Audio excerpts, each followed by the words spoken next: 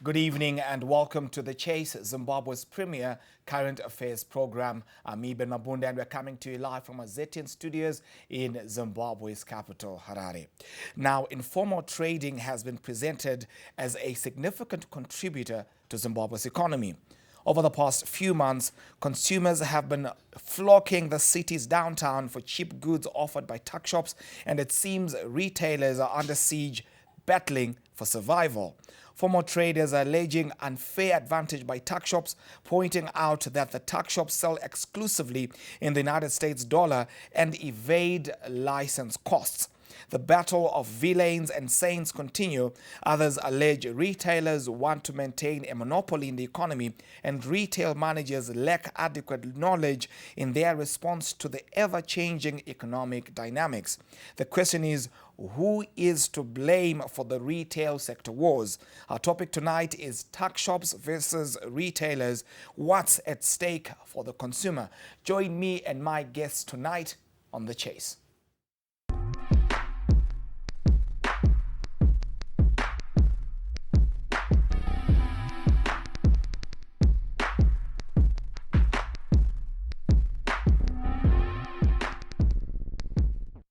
Welcome back to The Chase, Zimbabwe's premier current affairs program. I'm Eben Mabunda and we're coming to you from Zimbabwe's capital, Harare. Now, I'm joined by Denford Mutashu, the Confederation of Zimbabwe Retailers President, Philemon Chereni, the Consumer Council of Zimbabwe Director Corporate Affairs, Elias Banda, Principal Markets Officer from the seat of Harare, as well as Wisport Malaya, the Zimbabwe Chamber of Informal Economy Association's Secretary General, who joins us telephonically. Gentlemen, hello and welcome to The Chase. Thank you for the invitation. Fantastic. Now, our topic tonight is Tuckshops versus retailers. What's at stake for the consumer? Now, note that all views expressed on The Chase are those of our guests and do not reflect the views of Zim Papers 1980 Limited or those of ZTN Prime. To our viewers watching ZTN Prime, please join this discussion via our social media handles at Zim Papers TV Network as well as at ZTN Prime. Your views are important to us. Now, to cut to the chase, I'll start with you, Mr. Denford Mutashu. Retailers, of course, are at the center of attention. Question is, who is to blame for retailers' misfortunes? And you are, of course, on record alleging informal traders have impacted negatively on registered retail outlet sale as well as profitability. Can we lay all the blame on the Tuckshops? Thank you. I think this is a very good program. And what has caused this? Basically, it is an exchange rate issue, which Treasury must deal with.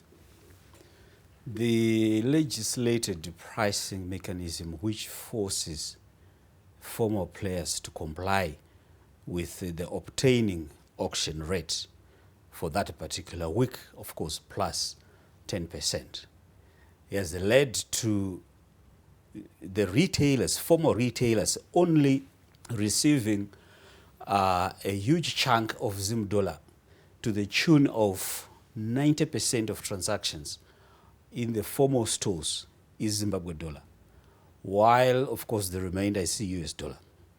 Yet in the informal market, 100% of the revenue is, of course, US dollar. But the supply chain is self-dollarized. For a formal retailer, you require to pay for goods and services in US dollars. The cap right now is 80% of the goods that you have to procure from the supplier are in US dollars. And then 20%, the balance, you pay in the local currency. So that's a huge mismatch, which has led the formal retail to bleed more than the impact that may have been caused by the informal players. I am coming out of a meeting which we held today, which was, of course, coordinated by the Minister of Industry and Commerce.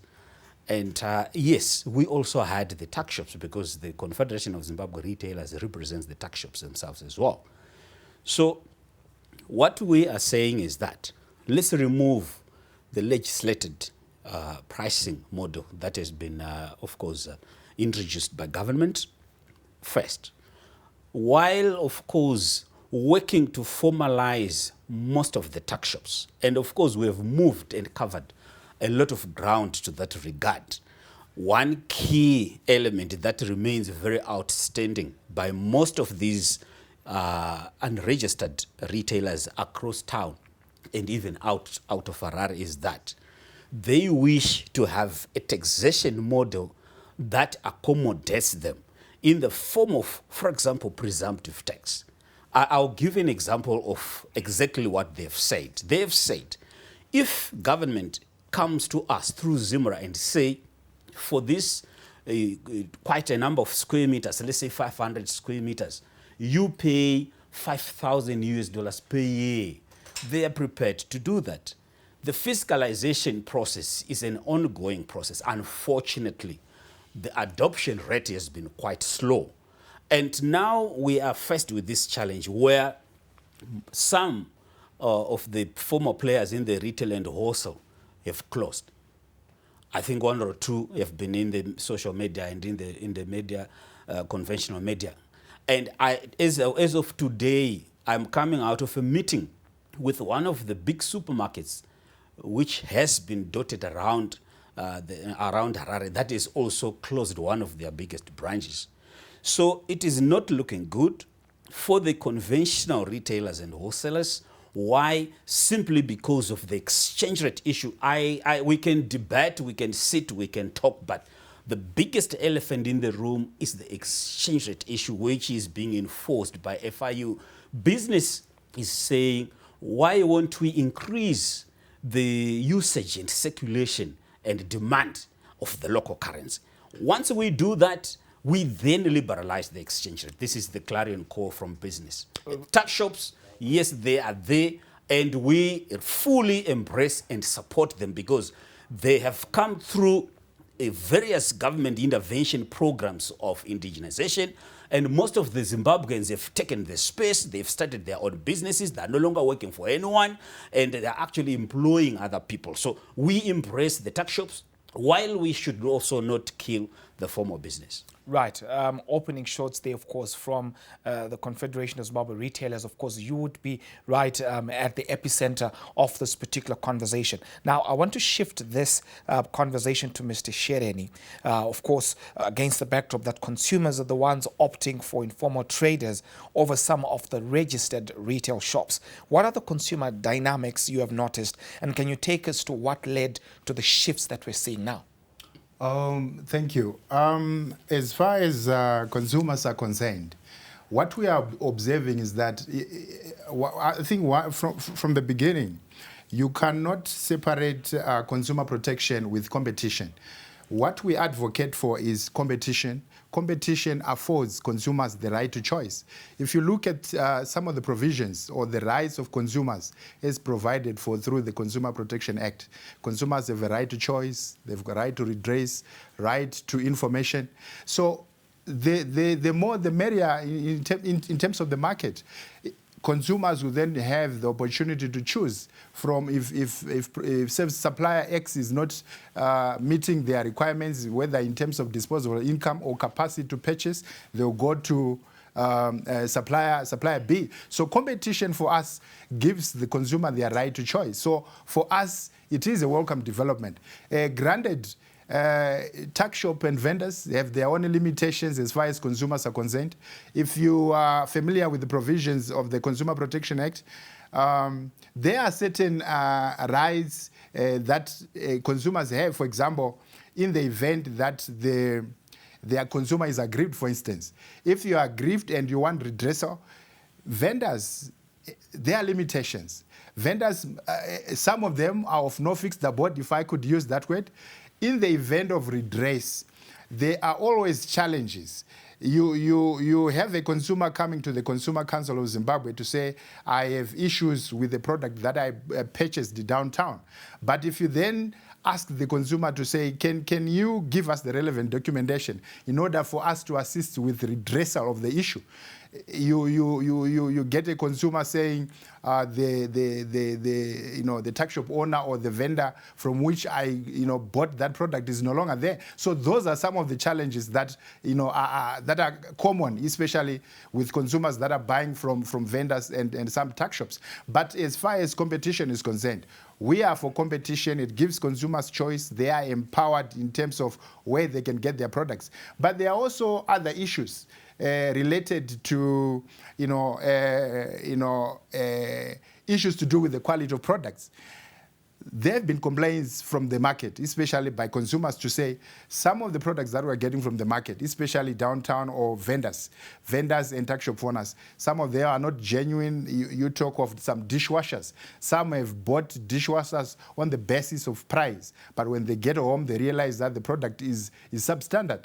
And those are some of the issues that are then attendant to products and services that you access from some of those players that are of no fixed abode. But by and large, as the Consumer Council of Zimbabwe, we welcome the presence of competition on the market. Right. Now, this one is for Mr. Wispon Malaya, who joins us, of course, telephonically. Several issues, of course, are of relevance in as far as this conversation is concerned. And, of course, one of the key allegations are that you seem to enjoy certain liberties in this particular market, given, of course, some of the macroeconomic shifts that we've actually seen taking place here in Zimbabwe. And chief to that very conversation would perhaps the aspect that looks at that you are alleged to be in possession of an unfair advantage in the market, that you sell exclusively in US dollars, and some of these products are actually cheap imports. What is your response to these allegations? Ivan, good evening, George. Can you hear me? Yes, we can hear you. Okay. So, I think actually helping to wait you are again. This is where our challenge starts. Workers, setters in the former economy, they have been as the house of development in the country for many years. And at the end of the day, whenever they goes to a certain shift, the first red light is pointing at the cousin. We seem not to be hearing you clearly. Our technical team will make another effort just to make sure that we get to hear you more audibly for the sake of our viewers. Now, to you, Mr. Elias, as custodians of the city, I guess perhaps you've noticed the rise and mushrooming of tuck shops, especially what are the city, bylaws pertaining to these so-called informal retail shops. Oh, thank you. It is true, really, that there's much of these tuck shops around the city. And the city right now is in a process of coming up with an amended bylaws so that we can deal with such issues. And they also have a new policy now, right? Maybe I can just share with you some of the objectives of that thing. We need to register a number of these tuck shops so that they don't have to trade any way they like. It has to be legalized in some places. And our town planning division will give them a permit so that they can operate from where it is really known. Because the number of tuck shops, as you can tell, they will never give you their addresses. You can't even tell their names. You can't even know what type of trade they are doing right now. So we are coming up with a new system whereby anyone who wants to trade, especially for those tuck shop owners, the vendors, must be registered with the city of Harare, given the conditions on which to operate. Because as you can see, a number of these people, they don't pay tax. They don't pay anything. So, but at the same time, they're also enjoying the services which are being paid for by these other big retailers. So we are saying as a city, we need them to register and give them the conditions under which they are going to operate.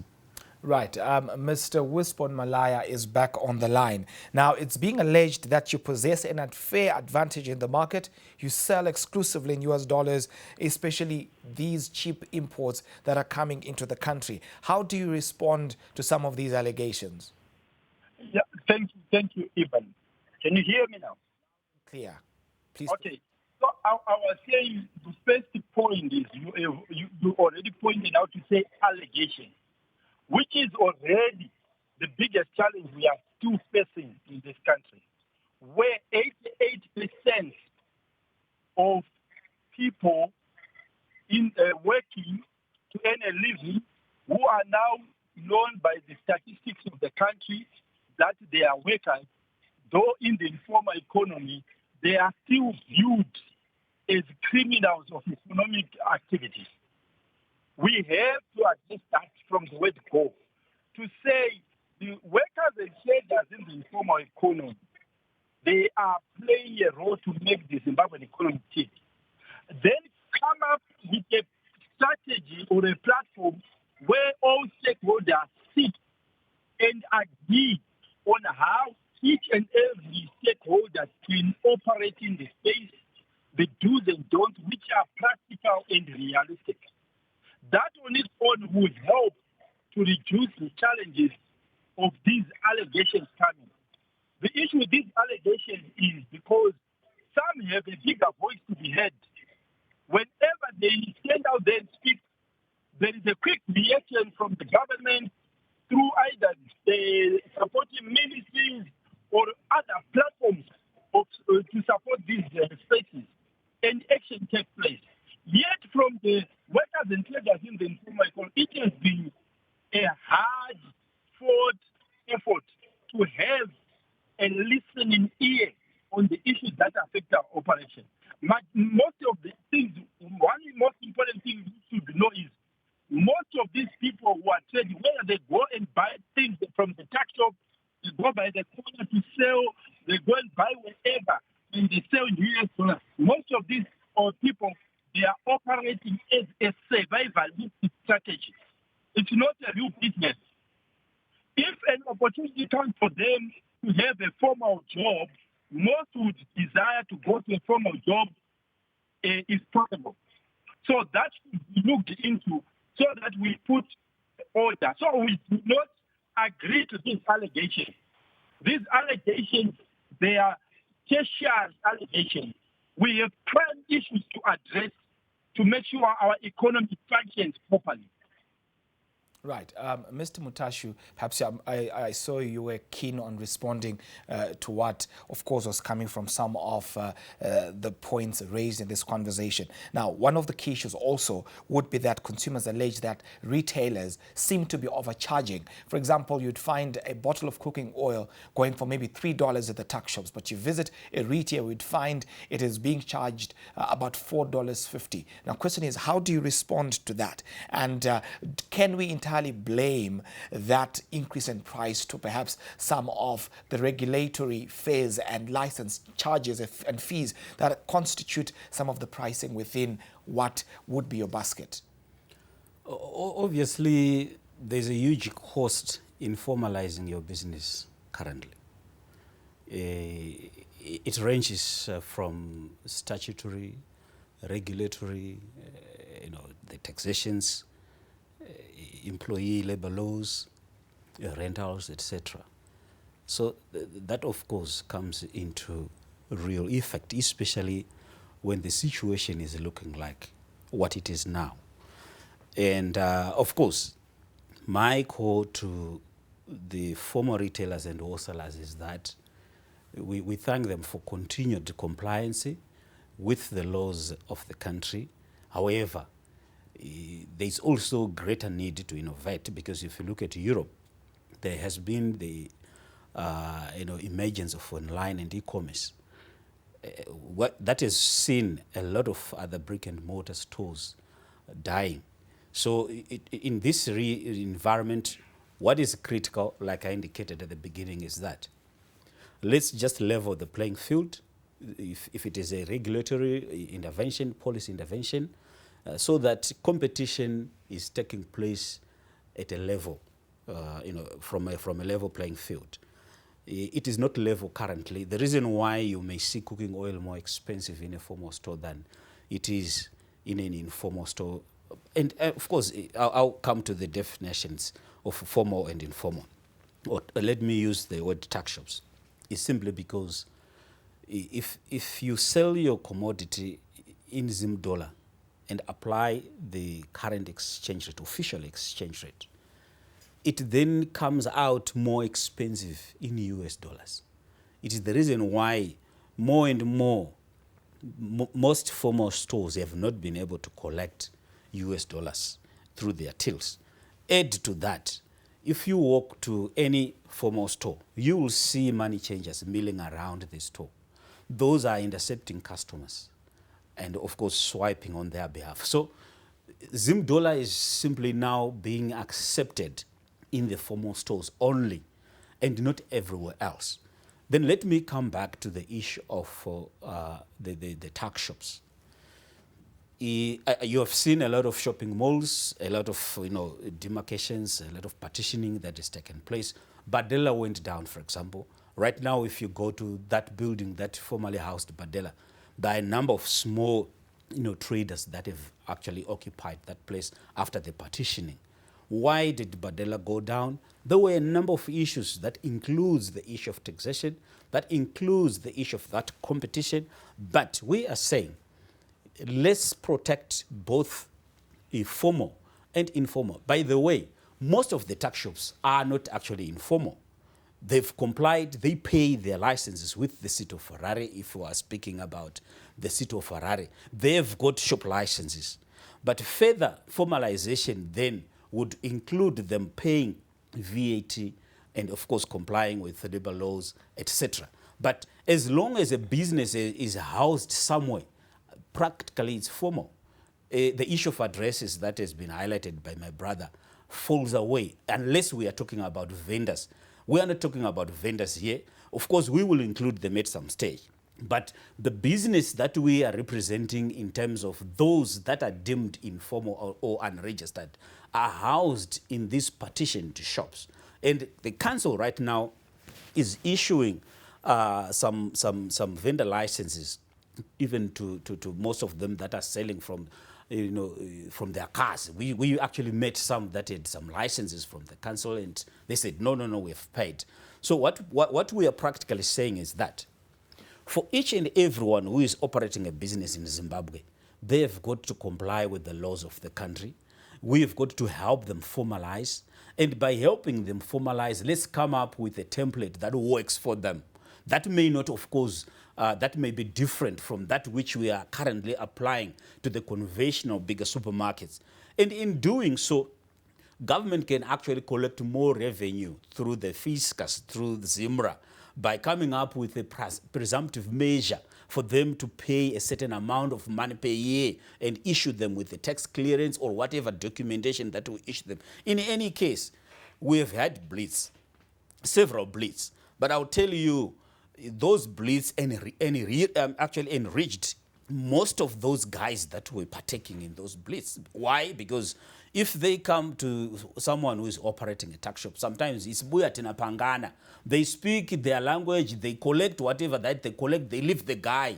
Just like the enforcers from council, the officers. Today, actually, when we were going around, there are quite a number of council officers that are enforcing licensing. But they are collecting at most $10 from each shop that is not registered. Right. Now, so that is something that is good. That is quite worrisome. So these businesses are saying, why won't we be helped to formalize so that we don't pay anyone who comes to harass us? Right. Before I come to the Consumer Council of Zimbabwe, I'm sure the council would want to respond to some of these statements made by the consumer retailers but of course by the CZR. Oh, yes. Let me comment like this. I think when we discuss about the tax shops, I can put them into two categories. I think the ones my colleague here is talking about are those especially in the town. And then we also have other tuck shops just outside the CBD. So we find out that most of these in town, what he's saying is true. Those people are really trading. And the city, we license them. And I think what we now need is just a transformation of these businesses into what my colleague is saying here. Then when we also look at these other tuck shops outside the CBD, we also need to come up with a way of trying to register them as well, so that this issue can be, I think, can be discussed at high levels. Because right now, what I've noticed is that there is a gap between these tuck shop owners and these retail, what's the name? The retailers. Yes, the big Retailers retailers, as well as you see. wholesalers. They are not speaking the same language, right? Then, and also these guys were with the tuck shops, they are not paying taxes. That is true. They are just paying a business license. And so we now need to have a stakeholder meeting, right? That is the government, City of Harare, the retailers themselves. Let's come up with something, right, which can be followed by anyone else in future, so that we don't have such discrepancies. Right, the Consumer Council of Zimbabwe. In all of this, we've got multiple rates. We've got some businesses charging exclusively in US dollars, some using exchange rates that are perhaps undefined. At the end of the day, it's the consumer that is suffering. Is the consumer in Zimbabwe adequately and sufficiently protected?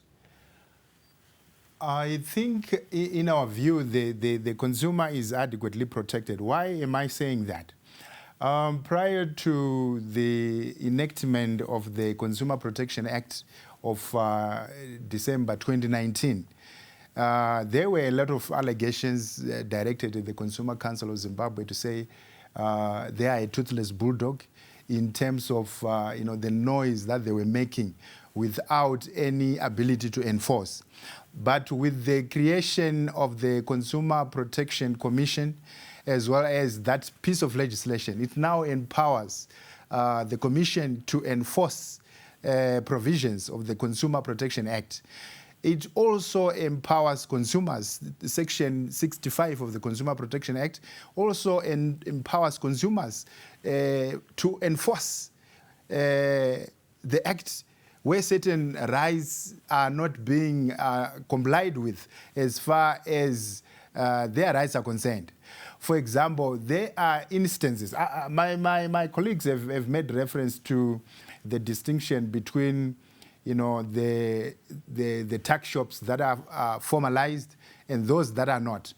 I indicated earlier on to say, in terms of compliance with certain regulatory requirements, let's talk, for instance, in terms of, remember, it's a right of a consumer to be accorded, health and safety, whether you are, doing your shopping around.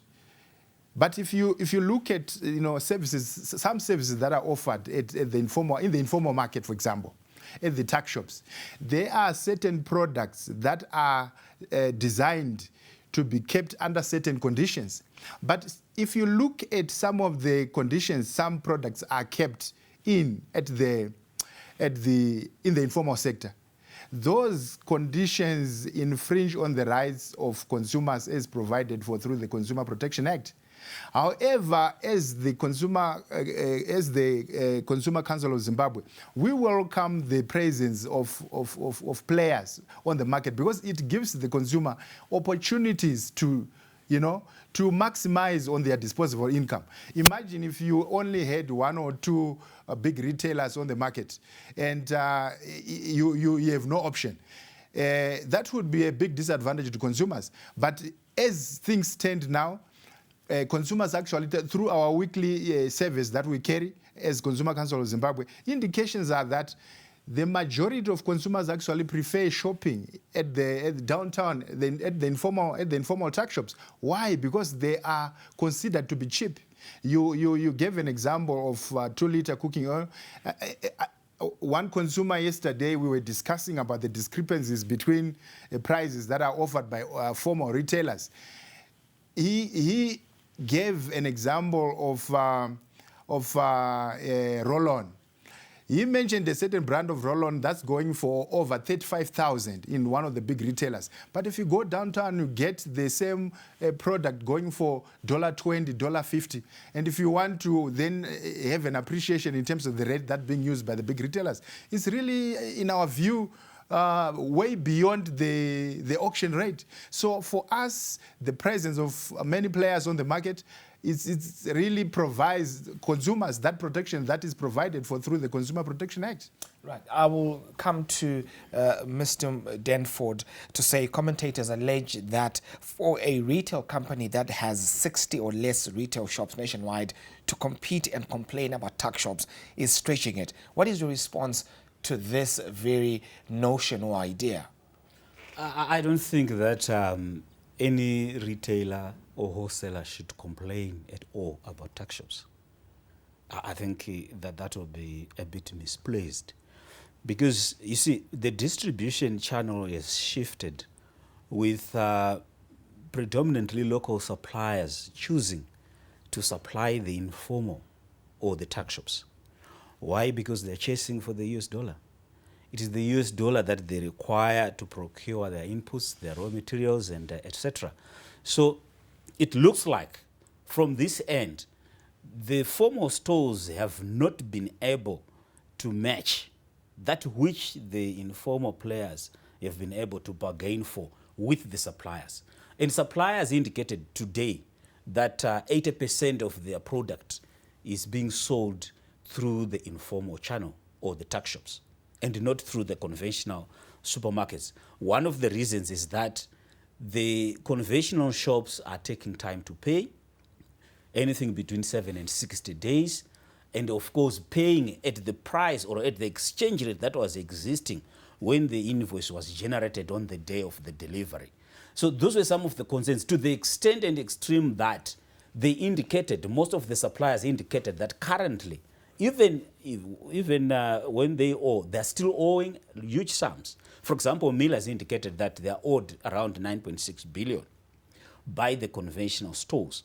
So I believe that that has been necessitated, especially when there was the enforcement of the exchange rate coming out of a statutory instrument 188A, which now forces the formal player to comply with the legislation when pricing their goods, observing the exchange rate obtaining, interbank exchange rate obtaining for that particular week. So the majority of suppliers currently are not even supplying through the formal channel. So what we need to do is to correct the issue of the exchange rate, number one. Number two, suppliers, given the liberalization of the market that has happened, should not be bound to sell to either of the two or not. So they can sell to anyone, but what we want is a bit of discipline, a bit of order, where the goods come out of the supplier, they go to the wholesaler and the retailer, and then of course the rest of the other guys can take those goods from those conventional stores. But that is a situation that can only obtain or arrive when the situation of the exchange rate has been resolved. Then the next thing is that there is a lot of willingness by these informal stores to actually comply with the laws. Some have got no knowledge. And as the Confederation of Zimbabwe Retailers, beginning, of course, last year, we are working with those Tuckshops, with those small traders, SMEs, to help them comply, to help them formalize, to help them open bank accounts, to help them pay to the fiscus. And that is actually a very important, progress, or rather, a important focus. We need not confront them aggressively, lest they actually sink deeper into the shadow economy, because they are quite afraid right now. If they see an officer wearing a uniform walking into their store, some of the owners actually run away. So we don't want that. Where we are, we need to increase fiscus into the coffers of the government. How do we do that? I actually proposed that we can even devolve further in terms of, let's look at Harare. Let's even devolve and say, Mufakose, There are these are the number of businesses that are in Mufakos. Each one of them is going to pay so much to Zimra, and we are going to collect so much from Mufakos. We move to Glenora, we move to Dzivaresekwa before we move to other places, for example, RDCs, etc. So we need to come up with something that is viable. The issue of fiscalization is very key, it's very important, but it has been very slow. The uptake has not been as what we anticipated because most small businesses, SMEs, are quite afraid. And mind you, the SMEs... Just to jump in there, Okay. we'll look into some of these issues a bit later on in the conversation. Right now, I want to take the conversation to Mr. Wispon Malaya. You, of course, represent the informal traders. You have been accused of selling the same products that are being sold by the retailers right by their doorstep. And the question is this a fair practice? And is this the way to go in as far as you're concerned? Yeah. Selling products by the doorstep of retail shops is not anything we support. We agree. It affects the business of the next person. But what causes that is the hunting for the customer. This is a market issue where there is no opportunity for people to do open trade at a certain place. And you end up looking for where people pass through to make sure they can also do the trade. I think if this would really go too much to the city of Harare to say they must create such type of market, model market where even people, they can go to certain spaces and they can get the product they wanted those people. And we try to encourage people trading by these doorsteps to make sure they don't operate from there and they are relocated to such organized. It's very, very important, and also it speaks to the issue which Mr. Banda earlier on mentioned to say informal workers and traders in the informal they don't pay tax. I think that is another issue for another discussion because it's totally a mixed bag altogether. It's not very 100% correct. There are many things which happen as far as tax is concerned. So I think it's a subject which requires its own attention. But the reality is we are happy. The city of Harare is what they call the incentives policy. And we participated meaningfully giving our input to that policy. And we feel if that policy is implemented, it really addresses some of the issues of people trading in front of retail shops and so forth, because the city further commits to make sure they create spaces, open up those spaces for people to trade from those spaces freely without interfering with the retail shops. Right. To Mr. Elias, there are concerns. He mentioned that some are selling from their vehicles and they are licensed by the councils. And to them, of course, it's one of those concerns that they're presenting to say, how do we rebalance and look at this whole jigsaw puzzle at the end of the day? Now, question is, what then would be the panacea? Are you satisfied with that situation? And is that a modus operandi by which we can run sustainable systems and advance our economy? All right, let me answer it like this. You know what, when people come into business, they've got different choices, where to operate, where to buy from.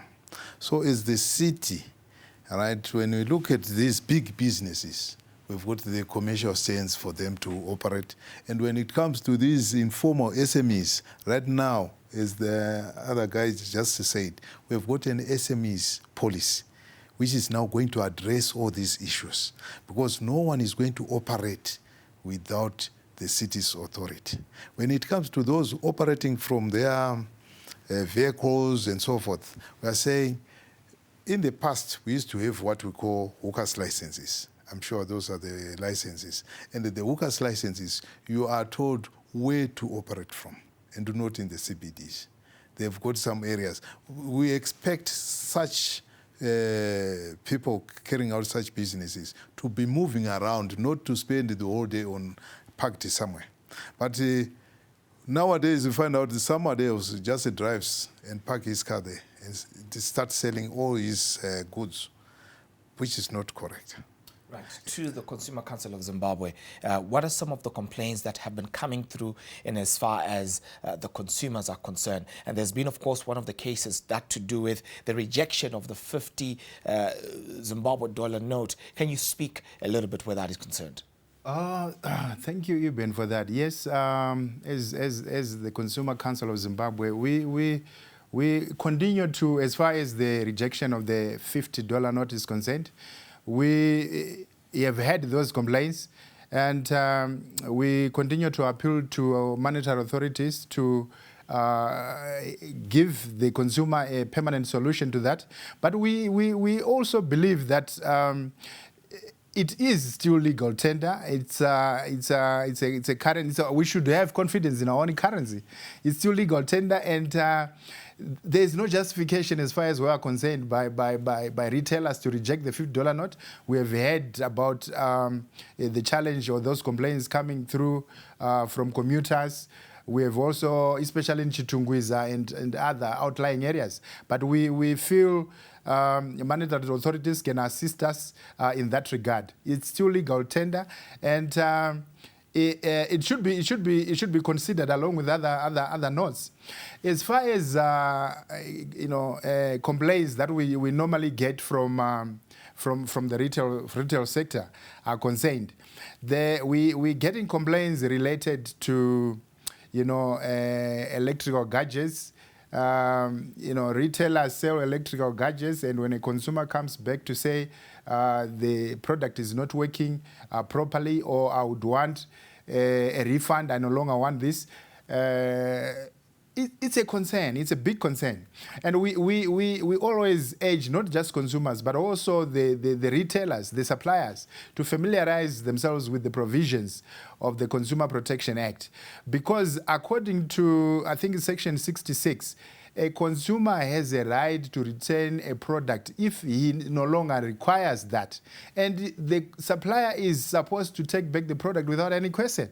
So in the majority of cases, we realize that both on the supplier side and on the consumer side, some consumers are shortchanged. Why? Because they are not familiar with their rights. That's why also, as the Consumer Council of Zimbabwe, we have now put in place an academy where we invite both suppliers and consumers for training in terms of the provisions of the Consumer Protection Act, so that they are not shortchanged when they go about doing their shopping. Some of the concerns that we are getting relates to contracts. Some relate to the rental issues, to say just like other retailers, where property owners are demanding rentals in US dollars. But we are saying Zimbabwe is a multi-currency economy. All currencies are functional in Zimbabwe, and it is the right of the consumer to pay in a currency that they are able, that they have. In a nutshell, those are some of the complaints that we're getting from consumers. Right. I will relay this one to you, Mr. Wisbon Malaya, with regards to there being, of course, calls for some policy shifts from a governmental perspective. Is this the way to go, do you feel? Definitely it is the way to go. I think we really would want to appreciate the effort by the Ministry of Public Labor as at the past years. And we hope that document, which is a formalization strategy, will come to a completion and be signed to become a policy document. We can work with the country. We believe that will really rescue a number of people. Number two, we really also want to appreciate the effort which has already been made by the Minister of Enterprise now. The minister with board is calling all sectors in the SME to have a discussion with them to understand what they are doing and discuss how the work and the effort they are doing in the economy can be improved to make sure everyone plays a role in the economy. These efforts, if they are raised for a long time, I think they will give us a better result as a country. Then last, I would like also to just give it as a comment to say to all the people who are in this platform now, this ZN platform, the kids, we should not just have this deliberation as a platform of the kids. I don't know who can be an initiator for us to have our talking spaces, our stakeholder spaces where we discuss these issues of development. Every player contributing, giving each other a chance, going to our spaces, pushing the agenda is a way to improve all our work. We know our government has a final say in many of these action lines. But we as players in this industry we're talking about, we also have a vote to play, which the government can then complement, and everyone will be helped along the way. Remember, the most traders in the formal who are doing any form of trade, selling in the street, by the corner, in the food or whatever, this at most is a survivalistic strategy. So we should understand it at that level and start to support the idea from that level. Issues of financial inclusion, they play a role. That's why most people go to Tuckshops to order there, because that's where the trade of finance in the US dollar is. Access to bank or RTGS is not easy. So there are many things in play, and if we sit at the table with stakeholders, I think we'll keep improving these issues we are talking about. Thank you. Right. To the Harare City Council, there are concerns that some of these traders that we're seeing are not really paying their licenses. What are you doing to address that? That's the first element. The second one is that there are allegations that some of the bylaws that you're using have since become irrelevant and are pretty much archaic, to put it across that way. What is your response to that? And if that is anything to go by, what are you doing to transform the status quo? Well, right now we are busy trying to implement the new policy, which is going to address some of these issues where people are complaining about. Let me tell you one thing.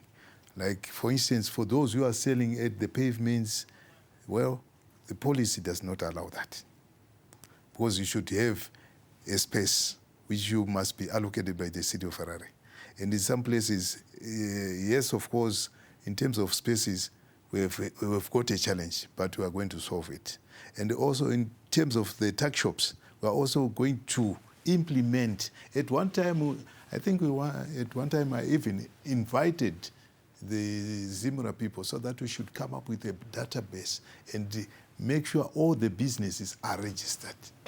That's the way we are going. Right. To you, Mr. Mutashu, as we draw toward a roundup, what kind of reforms would you want to see in just 1 minute?